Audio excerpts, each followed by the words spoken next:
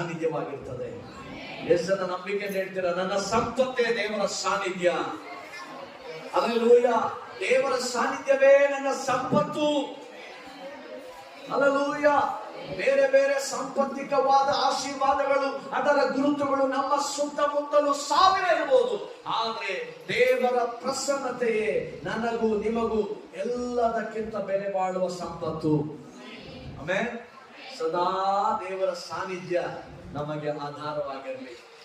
ಸದಾ ದೇವರ ಸಾನ್ನಿಧ್ಯ ನನಗೆ ಬಲ ಕೊಡುವಂತದ್ದಾಗಿರ್ಲಿ. ಹಾಗಾಗಿ ದೇವರ ಸನ್ನಿಧಾನದಲ್ಲಿ ಬಂದು ನಾವು ಕುಳಿತುಕೊಳ್ಳೋಣ.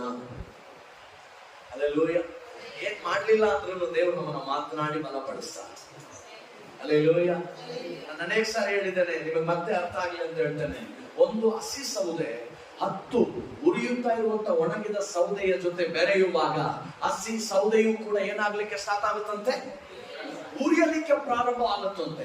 ದೋ ವಿ ಆರ್ ವೀಕ್, ನಾವು ಬಲಹೀನರಾಗಿ ಇರಬಹುದು, ನಮ್ಮಲ್ಲಿ ಅಷ್ಟು ನಂಬಿಕೆ ಇಲ್ಲದೆ ಇರಬಹುದು, ನಾವು ಪ್ರಾರ್ಥನೆ ಮಾಡುವ ವ್ಯಕ್ತಿಗಳಾಗಿ ಇಲ್ಲದೆ ಇರಬಹುದು, ಬಟ್ ಪ್ರಾರ್ಥನೆಯ ಪ್ರಸನ್ನತೆಯ ಒಳಗಡೆ ನಾವು ಸೇರುವಾಗ ದೇವರು ನಮ್ಮೊಳಗಡೆ ಆ ಬೆಂಕಿಯನ್ನು ಹಾಕ್ತಾನೆ. ದೇವರು ನಾವುಗಳು ಹತ್ತಿ ಉರಿಯುವ ಹಾಗೆ ಮಾಡ್ತಾನೆ. ಇವತ್ತು ಸಭೆಯಾಗಿರುವ ನಾವುಗಳು ಬಲಹೀನರೇ ಸತ್ಯ, ಆದ್ರೆ ದೇವರ ಪ್ರಸನ್ನತೆ ನಮ್ಮ ಬಲಹೀನತೆಯನ್ನು